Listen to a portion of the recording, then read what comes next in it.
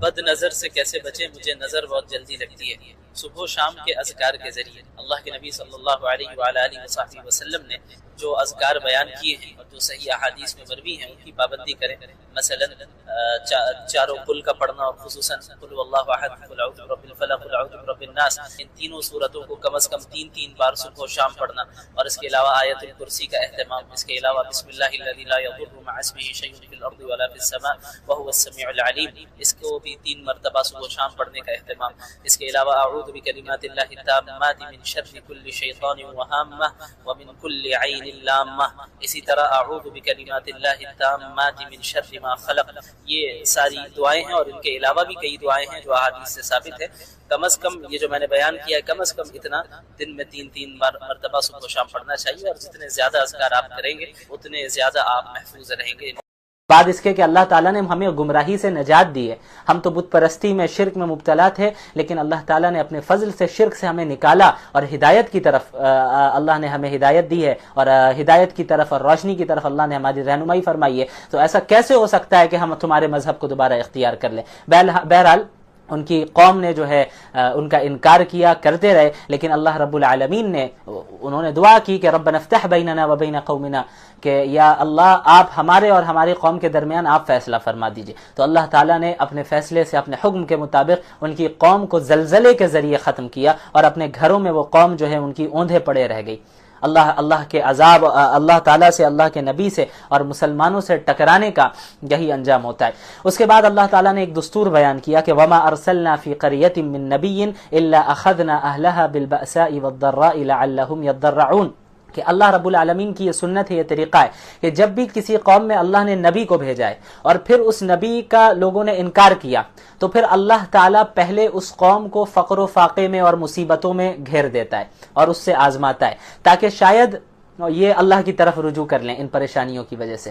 لیکن جب دیکھتے ہیں اللہ تعالیٰ کہ نہیں، یہ رجوع نہیں کر رہے ہیں، ابھی بھی وہ اسی گمراہی میں مبتلا ہے، ابھی بھی انبیاء کو جھٹلا رہے ہیں، ابھی بھی انبیاء کی مخالفت کر رہے ہیں، تو اللہ تعالیٰ اب اس مصیبت کو ہٹا کر انہیں نعمتیں دیتا ہے اور اس میں مبتلا کرتا ہے، آزمائش میں ڈالتا ہے، طرح طرح کی نعمتیں دیتا ہے اور خوشحالی دے دیتا ہے کہ شاید اب شکر کر کے اللہ کی طرف لوٹیں۔ لیکن حال یہ ہوتا ہے کہ ایسی قوم اکثر کیا کرتی ہے کہ وہ یہ کہتی ہے کہ بھئی یہی تو زندگی ہے، زندگی کا یہی دستور ہے، کبھی تنگ حالی ہے، کبھی خوشحالی ہے، کبھی پریشانی ہے، کبھی مصیبت ہے اور کبھی خوشی ہے، ہمارے پچھلے آبا و اجداد کے ساتھ بھی ایسا ہی ہوا، ہمارے ساتھ بھی ہو رہا ہے، یہ کوئی خاص بات نہیں ہے۔ تو اللہ تعالیٰ جب دونوں طریقے سے انہیں آزما لیتا ہے، اس کے بعد بھی وہ کفر میں مبتلا ہوتے ہیں، تو فوراً اچانک اللہ کی طرف سے پکڑ آتی ہے، اچانک اللہ کی طرف سے پھر پکڑ آتی ہے ایسے لوگوں پر۔ اس لیے اللہ رب العالمین سے ہمیں بھی ڈرنا چاہیے کہ اگر ہمارے پاس نعمت ہے تو ہم یہ نہ سمجھیں، ہم سرکش نہ بنتے چلے جائیں کہ یہ نعمت ہم نے اپنے علم اور اپنی قدرت سے حاصل کی ہے اور کبھی یہ ختم نہیں ہونے والی، بلکہ اللہ سے ڈرتے رہنا چاہیے کہ یا اللہ اس نعمت کو خیر ہمارے لیے بنا،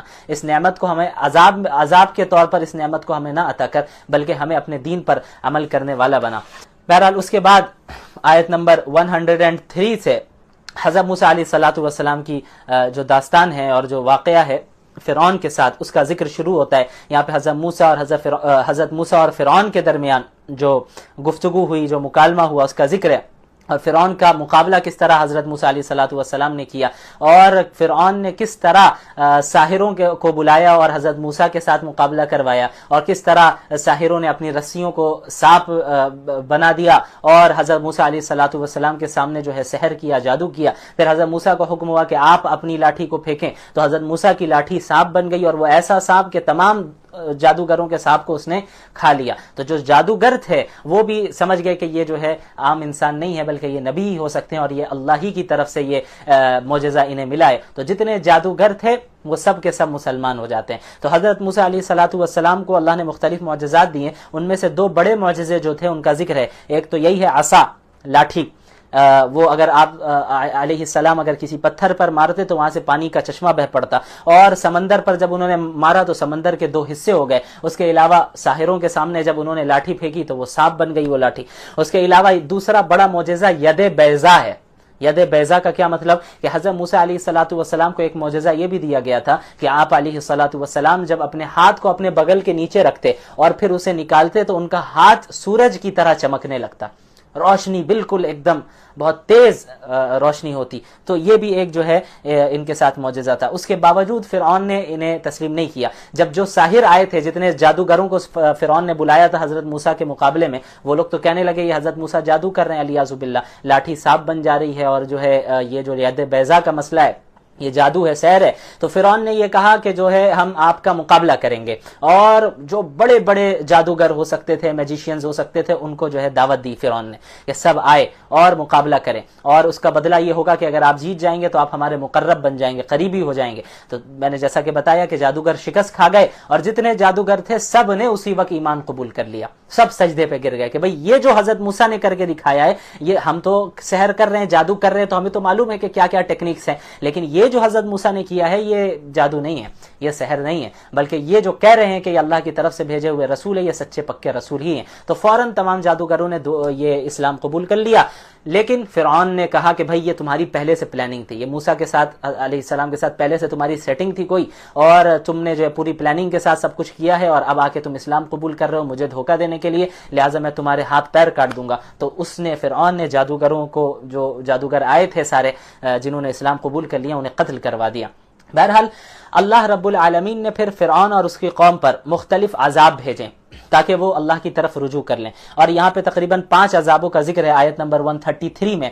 فَأَرْسَلْنَا عَلَيْهِمُ الطُّوفَانَ وَالْجَرَادَ وَالْقُمَّلَ وَالضَّفَادِعَ وَالدَّمَ آیَاتٍ مُفَصَّلَاتٍ کہ اللہ رب العالمین نے فرعون اور اس کی قوم پر طوفان کا عذاب بھیجا، ٹڈی دل کا عذاب بھیجا، جوؤں کا عذاب بھیجا، مینڈکوں کا عذاب بھیجا، اور خون کا عذاب بھیجا. اور یہ عذاب سارے ایک ساتھ نہیں آئے بلکہ ایک ایک کر کے، اور اس کی بھی ترتیب کیا ہوتی تھی. اللہ نے یہ فرمایا ولما، آیت نمبر 134 میں، ولما وقع علیہم الرجز قالوا یا موسى ادع لنا ربك بما عهد عندك لئن كشفت عنا الرجز لنؤمنن لك ولنرسلن معك بني اسرائیل. کہ جب بھی ایک عذاب آتا، یہ جتنے بھی عذاب کا ذکر ہوا ہے اس میں سے کوئی بھی ایک عذاب آتا تو اب یہ لوگ کہنے لگتے حضرت موسیٰ علیہ السلام سے کہ بھئی ایسا ہے کہ آپ اپنے رب سے دعا کیجئے کہ یہ عذاب ختم ہو جائے، اگر یہ عذاب ہٹ جائے گا تو پھر ہم آپ پر ایمان لے آئیں گے اور بنی اسرائیل کو آپ کے حوالے کر دیں گے. تو اللہ تعالیٰ کے نبی حضرت موسیٰ دعا کرتے ہیں اور وہ عذاب ہٹتا، پھر یہ لوگ سرکشی میں آ جاتے اور پھر جو ہے حضرت موسیٰ کا انکار کرتے. تو پھر اللہ نے دوسرا عذاب بھیجا، پھر یہی کہتے کہ حضرت موسیٰ پھر دعا کیجئے، آپ دعا کریں، اگر یہ عذاب ہٹے گا تو اب ایمان لے آئیں گے. تو 2 بار 3 بار 4 بار اس طرح وہ کرتے رہے. بہرحال پھر اللہ تعالیٰ نے حضرت موسیٰ علیہ السلام اور بنی اسرائیل کو فرعون کے ظلم سے نجات دی، اور سمندر کے بیچ سے راستہ بنایا، اور وہاں سے حضرت موسیٰ اور بنی اسرائیل نکل گئے، اور فرعون اور اس کا لشکر وہیں غرق ہو گیا. تو پار ہونے کے بعد، وہاں سے نجات پانے کے بعد، بنی اسرائیل نے حضرت موسیٰ علیہ السلام سے درخواست کی کہ اب ہمیں ایک زندگی کا کچھ ضابطہ چاہیے، ضابطۂ حیات ہمیں چاہیے، آپ اللہ سے کہیں کہ ایک ایسی شریعت نازل کرے جس کے مطابق ہم اپنی زندگی گزاریں. تو حضرت موسیٰ علیہ السلام نے اللہ تعالیٰ سے دعا کی کہ ضابطۂ حیات عطا کریں. تو اللہ تعالیٰ نے تورات دینے کے لیے حضرت موسیٰ علیہ السلام کو 30 دنوں کے لیے کوہ طور پر بلایا، پھر 10 دن اور اضافہ کیا، یعنی ٹوٹل 40 دن تک. وَوَعَدْنَا مُوسَىٰ 142 آیت نمبر وَوَعَدْنَا مُوسَىٰ 30 لَيْلَةً وَأَتْمَمْنَاهَا بِعَشْرٍ فَتَمَّ مِيقَاتُ رَبِّهِ 40 لَيْلَةً. تو 40 دنوں تک حضرت موسیٰ علیہ السلام کو کوہ طور پر بلایا، وہاں وہ عبادت کرتے رہے. پھر حضرت موسیٰ علیہ السلام کو تورات دی گئی کہ اب آپ بنی اسرائیل میں تورات لے جائیں اور انہیں کہیں کہ اب اس کتاب کے مطابق آپ کو اپنی زندگی گزارنی ہے. لیکن ہوا کیا ان 40 دنوں میں کہ حضرت موسیٰ علیہ السلام وہاں کوہ طور پر تھے، لیکن بنی اسرائیل جو ہے شرک میں مبتلا ہو گئے. یہ بچڑے کو معبود بنا دیا انہوں نے، اور اس پتلے کی عبادت کرنے لگ گئے، جیسا کہ آیت نمبر 152 میں ہے ان الذين اتخذوا العجل سينالهم غضب من ربهم وذلة في الحیات الدنیا، کہ جن لوگوں نے بھی بچڑے کو اپنا معبود بنا لیا، بت پرستی میں مبتلا ہو گئے. اچھا اب اندازہ لگائے کیسی قوم ہے، اللہ نے انہیں نجات دی فرعون سے، اور کس طرح معجزے کے طور پر جو ہے راستہ کھلا ان کے لیے. اتنی نعمتوں کے باوجود اللہ نے ان کے لیے آسمان سے من اور سلوہ نازل کیا، طرح طرح کی نعمتیں دیں، اس کے باوجود کس طرح مخالفت کرتے اللہ کی. یعنی بعض تو ایسے تھے جو ماننے والے تھے، لیکن ایک بڑی تعداد ایسی تھی جو سرکش تھی اور شرک میں مبتلا ہو گئی اور بچڑے کو معبود بنا لیا اور اس کی عبادت کرنے لگ گئے. تو اللہ نے فرمایا کہ جس نے بھی بچڑے کی عبادت میں جو بھی ملوث ہوا ہے، اس دنیا میں بھی جو ہے اسے ذلت اور اللہ کا غضب ملنا ہے، اور آخرت میں تو عذاب ملنا ہی ہے اسے. اس کے بعد پھر اللہ کے نبی محمد رسول اللہ صلی اللہ علیہ وسلم کے ختم نبوت کا ذکر ہے کہ قل یا ایھا الناس انی رسول اللہ الیکم جمیعا. اے اللہ کے نبی صلی اللہ علیہ وسلم آپ کہہ دیجئے کہ اے لوگوں، تمام انسانیت، انی رسول اللہ علیکم جمیعا، میں تم سب کی طرف نبی بنا کر بھیجا گیا ہوں. محمد الرسول اللہ صلی اللہ علیہ وسلم جو آخری نبی ہیں، وہ خاص کسی عرب کے لیے نہیں بھیجے گئے، صرف کسی خاص ملک، کسی خاص شہر، کسی خاص خاندان، کسی خاص خطے اور علاقے کے لیے نہیں بھیجے گئے، بلکہ تمام عالمین کے لیے انہیں نبی بنا کر بھیجا گیا۔ یہ اللہ تعالیٰ نے یہی فرمایا، آپ کہہ دیجئے یا ایھا الناس، اے انسانوں، جتنے انسان ہیں، انی رسول اللہ علیکم جمیعا، میں تم سب کی طرف نبی بنا کر بھیجا گیا ہوں، اور جنوں کے لیے بھی اللہ کے نبی صلی اللہ علیہ وسلم ہی آخری نبی ہے۔ اس کے بعد پھر اس کے ذکر کے بعد پھر حضرت موسیٰ علیہ الصلوۃ والسلام اور بنی اسرائیل کا ذکر ہوتا ہے کہ کس طرح بنی اسرائیل کو پیاس لگتی ہے اور پانی کا مطالبہ کرتے ہیں، تو اللہ حکم دیتے ہیں حضرت موسیٰ کو کہ آپ پتھر پر اپنے عصا سے، لاٹھی سے اس پر مارے، اللہ تعالیٰ وہاں سے پانی کے چشمے نکالے گا، تو یہ بھی معجزے کے طور پر وہ چیز باہر آتی ہے۔ بہرحال اس کے بعد پھر آئے آیت نمبر 172 میں، وَإِذْ أَخَذَ رَبُّكَ مِن بَنِي آدَمَ مِن ظُهُورِهِمْ ذُرِّيَّتَهُمْ وَأَشْهَدَهُمْ عَلَىٰ أَنفُسِهِمْ أَلَسْتُ بِرَبِّكُمْ۔ یہاں پہ ایک خاص معاہدے کا ذکر ہے جو اللہ تعالیٰ اور ہمارے درمیان ہوا تھا۔ یہ معاہدہ اس دنیا میں آنے سے پہلے ہوا تھا، ہمارا اس دنیا میں آنے سے پہلے ہوا تھا۔ اللہ رب العالمین نے قیامت تک جتنے لوگ آنے والے ہیں سب کی روحوں کو ایک جگہ جمع کیا۔ کیا کیا؟ سب کی روحوں کو ایک جگہ جمع کیا۔ اس میں میں بھی تھا اور آپ سب بھی تھے، آپ سب بھی وہاں موجود تھے، اور اللہ رب العالمین نے سب سے پوچھا الستو بربکم، کیا میں تمہارا رب نہیں ہوں؟ تو ہم سب نے کہا ہے قالوا بلا، کہ ہم اس بات کی گواہی دیتے ہیں کہ آپ ہی ہمارے رب ہیں۔ تو اب ظاہر ہے ہمیں تو وہ معاہدہ یاد نہیں ہے، یہ ہوا تھا بہت پہلے، یعنی اس دنیا میں آنے سے پہلے ہی، اور یہ روحوں کے ساتھ ہماری روحیں وہاں پہ تھی اور ہم سب نے جو ہے اس کا اقرار کیا۔ لیکن اب اس دنیا میں آنے کے بعد چونکہ وہ معاہدہ ہمیں یاد نہیں ہے، تو اسی کی یاد دہانی کے لیے انبیاء علیہم الصلاۃ والسلام کا سلسلہ جاری کیا گیا۔ اللہ رب العالمین نے انبیاء علیہم الصلاۃ والسلام کو مبعوث فرمایا کہ وہ اس معاہدے کی یاد دہانی کرائے اور بتائیں کہ تم صرف ایک اللہ کی عبادت کا وعدہ کر کے آئے ہو اس دنیا میں، اور ایک اللہ ہی کی عبادت کرنی ہے اور اسی اللہ کی طرف تمہیں لوٹ کر جانا ہے۔ بہرحال اب ایک اور خاص واقعہ ہے، آیت نمبر 175 میں آئیے، وَاتْلُ عَلَيْهِمْ نَبَأَ الَّذِي آتَيْنَاهُ آيَاتِنَا فَانْسَلَخَ مِنْهَا فَأَتْبَعَهُ الشَّيْطَانُ فَكَانَ مِنَ الْغَاوِينَ۔ ایک شخص تھا بنی اسرائیل کا جس کا نام تھا بلعم بن باعورہ، وہ بہت بڑا عالم بھی تھا اور بہت عابد و زاہد بھی تھا، بہت عبادت کرتا، بہت علم رکھتا۔ اچھا، اس کی دعا اللہ تعالیٰ ریجیکٹ نہیں کرتا تھا، اس کی دعا بھی فوراً قبول ہو جایا کرتی تھی اس شخص کی۔ تو جب اللہ تعالیٰ نے حضرت موسیٰ علیہ الصلاۃ والسلام اور بنی اسرائیل کو حکم دیا کہ آپ قوم جبارین سے جا کر جنگ کریں، تو یہ جو قوم جبارین تھی، یہ قوم جن سے حضرت موسیٰ کی جنگ ہونے والی تھی، یہ آتی ہے یہ قوم بلعم بن باعورہ کے پاس، اور اس شخص سے کہتے ہیں یہ لوگ کہ آپ حضرت موسیٰ کے لیے بد دعا کریں اور مسلمانوں کے لیے بد دعا کریں کہ یہ لوگ ہار جائیں۔ کیوں آتے ہیں اس کے پاس؟ کیونکہ یہ ایسا شخص تھا، یہ معروف تھا کہ اس کی دعا ریجیکٹ نہیں ہوتی، یہ بد دعا بھی کر دے گا تو فوراً بد دعا لگ جائے گی، اور یہ بہت نیک ہے، عبادت گزار ہے، دیندار ہے۔ تو وہ جو دشمن قوم ہے وہ آتی ہے اس شخص کے پاس اور کہتے ہیں وہ لوگ کہ آپ حضرت موسیٰ کے لیے بد دعا کریں اور مسلمانوں کے لیے بد دعا کریں کہ وہ لوگ ہار جائیں۔ لیکن شروع میں یہ شخص منع کرتا ہے کہ حضرت موسیٰ نبی ہیں، ان کے ساتھ فرشتوں کی مدد ہے، اللہ کی مدد ہے، میں ان کے خلاف کیسے بد دعا کر سکتا ہوں؟ لیکن وہ جو دشمن قوم ہے وہ مسلسل وہ لوگ اس کو فورس کرتے رہتے ہیں، یہاں تک کہ رشوت دیتے ہیں، بھاری رقم بطور رشوت اس شخص کو دیتے ہیں، تو وہ جو ہے دنیا کی محبت میں پڑ جاتا ہے۔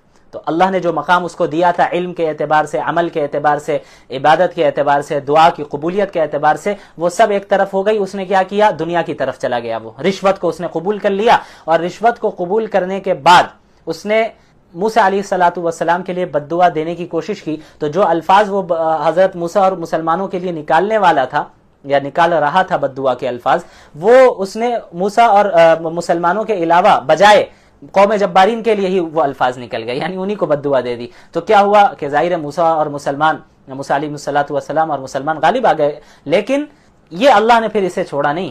یہ بلعم بن باعورہ یہ جو شخص تھا، یہ ہمارے لیے بڑے سبق کی بات ہے کہ اللہ نے اسے بہت بڑی نعمت دی، علم دیا، اپنی نشانیاں دی، اس مقام تک پہنچا دیا، اس کی دعا کبھی ریجیکٹ نہیں ہوتی، لیکن یہ کیا ہے؟ دنیا کی طرف مائل ہو گیا۔ تو اللہ تعالیٰ نے اس کی مثال کیسے دی ہے؟ فَمَثَلُهُ كَمَثَلِ الْكَلْبِ إِن تَحْمِلْ عَلَيْهِ يَلْهَثْ أَوْ تَتْرُكْهُ يَلْهَثْ۔ تو اس شخص کی مثال کتے کی مثال کی طرح ہے کہ اب آپ کتے کے اوپر کوئی بوجھ دیں تب بھی وہ ہانپتا رہے گا، کوئی بوجھ نہ دیں تب بھی جو ہے وہ ہانپتا ہی رہے گا کتا۔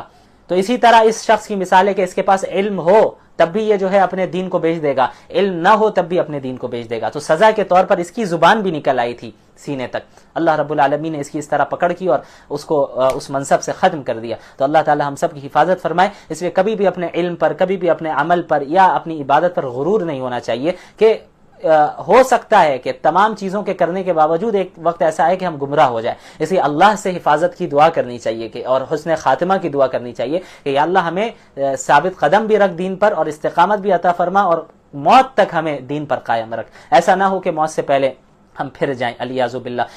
حدیث میں بھی آتا ہے کہ بہت سے ایسے لوگ ہیں جو زندگی بھر جنتیوں والا عمل کرتے رہتے ہیں، لیکن پھر آخر دور میں جہنمیوں والا عمل کرتے رہتے ہیں اور اسی کرنے لگ جاتے ہیں، اور اسی میں موت آ جاتی ہے اور جہنم میں داخل ہو جاتے ہیں، تو پچھلے اعمال ضائع ہو گئے۔ اس لیے نیک اعمال پابندی کے ساتھ اور موت تک کرتے رہنا ضروری ہے، اور اس میں اللہ ہی کی طرف سے جب مدد ہوگی تبھی انسان اس پر قائم رہ سکتا ہے، اس لیے اللہ رب العالمین سے توفیق کی دعا مانگنی چاہیے۔ اس کے بعد اللہ رب العالمین نے علم غیب کا ذکر کیا کہ غیب کا علم صرف اللہ کے پاس ہے۔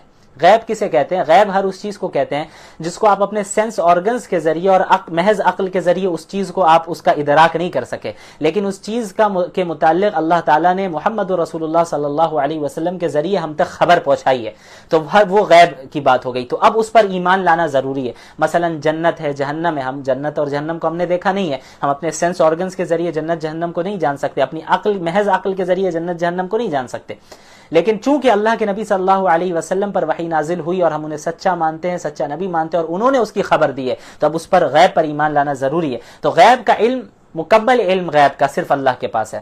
غیب کا مکمل علم، فیوچر میں کیا ہونے والا ہے اور ابھی پریزنٹ میں کہاں کہاں کیا کیا ہو رہا ہے، ساری چیزوں کا علم، یہ غیب کا علم ہے، یہ اللہ رب العالمین کے پاس ہے۔ اور اللہ تعالیٰ نے فرمایا قل، اے محمد صلی اللہ علیہ وسلم آپ کہہ دیجئے، لا املک لنفسی نفعا ولا ضرا، میں اپنے لیے بھی کوئی نفع اور نقصان کا مالک نہیں ہوں سوائے جو کہ اللہ چاہے، یعنی میرے کنٹرول میں کوئی غیب کی باتیں نہیں ہیں، میرے پاس غیب کا علم نہیں ہے۔ وَلَوْ كُنْتُ عَالَمُ الْغَيْبِ، اگر مجھے غیب کا علم ہوتا لَاسْتَكْثَرْتُ مِنَ الْخَيْرِ، تو پھر میں تو صرف خیر کی چیزیں ہی لیتا رہتا اپنے لیے۔ وَمَا مَسَّنِيَ السُّوءُ، اور مجھے تو کبھی کوئی نقصان ہی نہیں پہنچتا۔ اگر غیب کا علم ہوتا تو میں وہی کام کرتا جس سے مجھے خیر پہنچے اور نقصان نہ پہنچے، لیکن مجھے بھی دنیا میں تکلیفیں پہنچ رہی ہیں، مجھے بھی ستایا جا رہا ہے، مجھے بھی نقصان پہنچ رہا ہے، اس سے معلوم ہوا کہ میرے پاس کوئی غیب کا علم نہیں ہے، غیب کا علم صرف اللہ رب العالمین کے پاس ہے۔ پھر اس کے بعد آئے آیت نمبر 204 میں، اس میں قرآن کا ذکر ہے اور اس کا ادب جو کرنا ہے ہمیں، وہ کیا ہے؟ وَإِذَا قُرِئَ الْقُرْآنُ فَاسْتَمِعُوا لَهُ وَأَنصِتُوا لَعَلَّكُمْ تُرْحَمُونَ، کہ جب قرآن کریم کی تلاوت کی جائے تو غور سے سنو اور خاموش رہو، لَعَلَّكُمْ تُرْحَمُونَ، تاکہ تم پر رحم کیا جائے۔ تو ہمیں معلوم ہوا کہ قرآن کریم جب کہیں اس کی تلاوت ہو رہی ہو اور آپ موجود ہوں، یا قرآن کو آپ موبائل میں لگا کر سن رہے ہیں تلاوت کو، یا گھر میں آپ نے لگایا، تو ایسا نہ ہو کہ آپ لگا کر چھوڑ دیا آپ نے اور اپنے کام میں مصروف ہیں۔ قرآن اس لیے نہیں ہے، بلکہ قرآن اگر آپ چلا رہے ہیں، اس کی تلاوت سن رہے ہیں، چاہے موبائل میں ہو یا کوئی شخص تلاوت کر رہا ہے، تو اسے سنو، چپ بھی رہو اور خاموشی کے ساتھ جو ہے غور سے اس کو سنو، پھر اس سے اللہ رب العالمین جو ہے رحمت نازل فرماتا ہے۔ بہرحال اس کے بعد سورۃ الانفال کی ابتدا ہوتی ہے۔ انفال نفل کی جمع ہے، نفل کا پلورل فارم ہے انفال۔ نفل کہتے ہیں کسی بھی زائد چیز کو، ایکسٹرا چیز کو، ٹھیک ہے، اس کو ایکسٹرا کو کیا کہتے ہیں؟ نفل۔ نوافل جو ہم پڑھتے ہیں، نفل نماز، اس کو بھی نفل اسی لیے کہا جاتا ہے کہ وہ فرائض کے علاوہ ایکسٹرا ہیں، زائد ہیں، یعنی جو فرائض ہیں وہ تو انسانوں کے، مسلمانوں کے لیے جو ہے فرض ہے، اور ایکسٹرا جب آپ نماز نوافل پڑھ رہے ہیں تو وہ فرض نہیں ہے آپ کے اوپر، اپنی طرف سے آپ زیادہ نیکی حاصل کرنے کے لیے اس کو آپ پڑھ رہے ہیں، اس کو ایکسٹرا نمازیں پڑھ رہے ہیں، اس کو نفل کہا جاتا ہے۔ اسی طرح یہاں پر انفال سے مراد وہ ہے، یعنی وہ مال غنیمت ہے جو میدان جنگ میں فتح حاصل ہونے کے بعد حاصل ہوتا ہے۔ وہ جو جنگ ہو رہی ہے اور مسلمان یا کوئی بھی غالب آ جائے ایک دوسرے پر، تو اب جو قوم شکست کھا گئی ہے، جو دشمن آپ کا شکست کھا چکا ہے، اس کے جو سامان میدان میں رہ گئے ہیں، تو ظاہر ہے جو جیتا وہی اسی کو حاصل ہوگا، تو اب جو چیزیں حاصل ہو رہی ہیں اسے مال غنیمت کہتے ہیں۔ تو یسألونک عن الانفال قل الانفال للہ والرسول فاتقوا اللہ واصلحوا ذات بینکم۔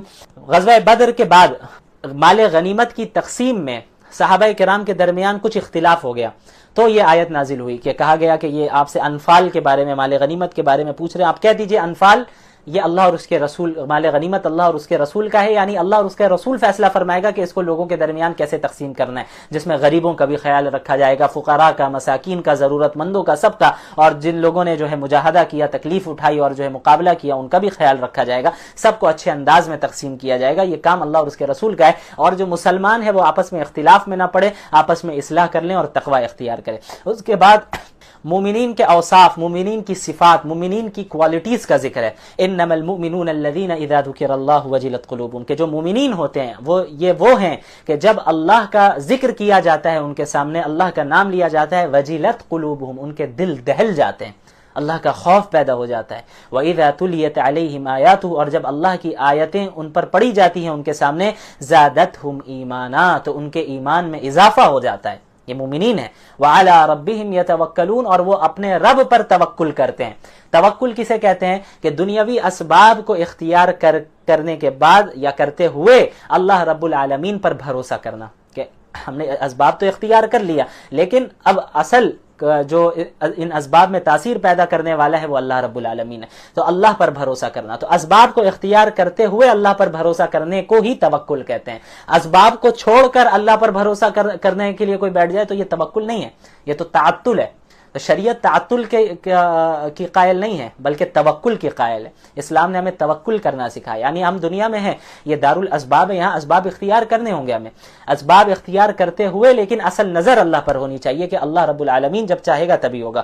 اس کے بعد آیت نمبر 5 سے سورہ انفال کی غزوہ بدر کا ذکر ہے تفصیل کے ساتھ، کہ کس طرح مسلمانوں اور مشرکین مکہ کے درمیان جنگ ہوئی، اور یہ اسلام کی پہلی سب سے بڑی جنگ تھی. 15 سال تک مسلمانوں کو ظلم سہنا پڑا، زیادتی سہنی پڑی، اور طرح طرح کی تکلیفیں پہنچاتے رہے مشرکین.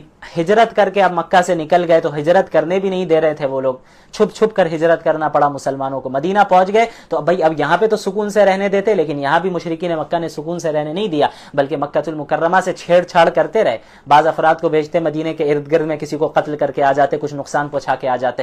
یہاں تک کہ یہ موقع آیا کہ اب مسلمانوں کو اجازت مل گئی کہ اب آپ جو ہے اب ظلم کو آپ ایک حد تک آپ نے برداشت کر لیا ہے، اب یہ موقع ہے کہ آپ اپنے رائٹس کے لیے لڑیں. اور آپ نے ہر طریقے سے مشرکین کو سمجھایا لیکن وہ لوگ نہیں مانے، تو اب وہ لڑنے آ رہے ہیں تو آپ بھی مقابلہ کریں. اب جو ہے قتال ہوگا، جہاد ہوگا. تو غزوہ بدر میں یہاں 313 تھے صرف مسلمانوں میں، اور ان کے مقابلے میں یہاں 3 گنا زیادہ تعداد، زیادہ اسباب. لیکن اللہ رب العالمین نے محض اپنے فضل و کرم سے اور صحابہ کرام اور اللہ کے رسول صلی اللہ علیہ وسلم کے ایمان اور اعمال صالحہ کی بنیاد پر مسلمانوں کو کفار پر غلبہ عطا کیا.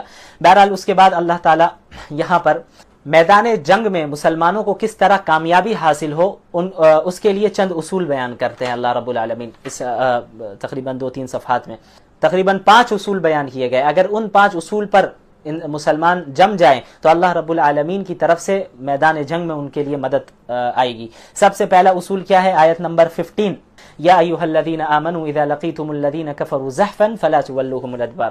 اس میں یہ بتایا گیا ہے کہ جب آپ کفار کے ساتھ جنگ ہو جائے شروع، یعنی اولاً تو حتی الامکان اسلام جنگ کرنے کا یعنی جنگ کو پسند تو نہیں کرتا اسلام، لیکن اب معاملہ اتنا زیادہ بڑھ جائے کہ اب مشرکین آپ کو ختم کرنے میں اور تکلیف پہنچانے میں حد سے آگے بڑھ گئے ہیں، اور آپ اتنے ظلم و زیادتی کے شکار ہو گئے ہیں کہ اب آپ کو لڑ کر ہی اپنا حق مل سکتا ہے. تو وہ لاسٹ لیول یہ ہے کہ اب وہاں پر جہاد کیا جائے گا، اب وہاں پہ مقابلہ کیا جائے گا. تو سب سے پہلا اصول یہ بتایا گیا کہ اب جب مقابلہ شروع ہو جائے، اگر جنگ مسلط ہو گئی تو اب پیٹ پھیر کر نہیں بھاگنا ہے، اب کوئی بھاگنا نہیں ہے، یعنی اب لڑنا ہے. یا تو غالب آ جاؤ گے اسی دنیا میں تو یہی فائدہ ہے تمہارے لیے کہ اس دنیا میں غالب آ گئے، اور اگر مر گئے جنگ کرتے کرتے تو شہید ہو جاؤ گے، اور شہادت سے بڑا مرتبہ اور کیا ہو سکتا ہے ایک عام مسلمان کے لیے.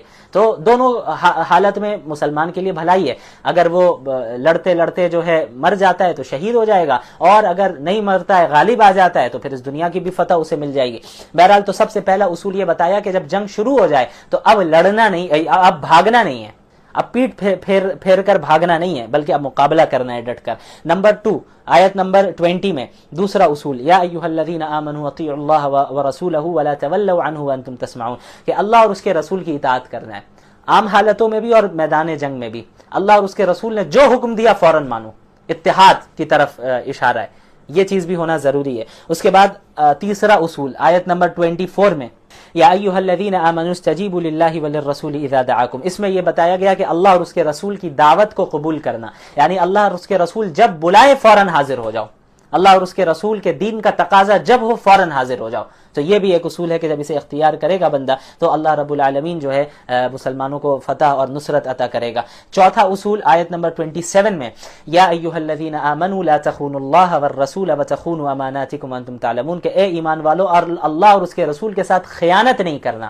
اللہ اور اس کے رسول کے ساتھ خیانت نہیں کرنا، بے وفائی نہ کرنا، بلکہ اللہ اور اس کے رسول کے ساتھ وفا کا معاملہ کرنا، اچھائی کا معاملہ کرنا، اور ان کے ساتھ کوئی خیانت نہیں کرنا۔ اسے بھی جب تم اختیار کرو گے تب اللہ کی مدد آئے گی۔ اور پانچواں اور سب سے اہم اصول آیت نمبر 29، یا ایھا الذین آمنوا ان تتقوا اللہ یجعل لکم فرقانا، کہ تم تقوی اختیار کرو۔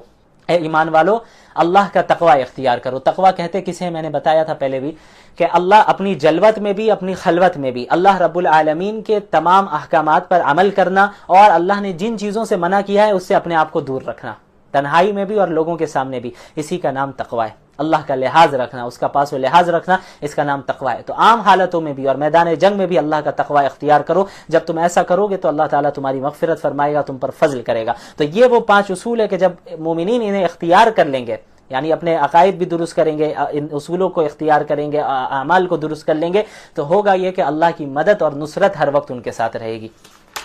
پھر اس پارے کے آخر میں کفار کے لیے، ڈس بلیورز کے لیے ترغیب اور ترہیب کا معاملہ ہے۔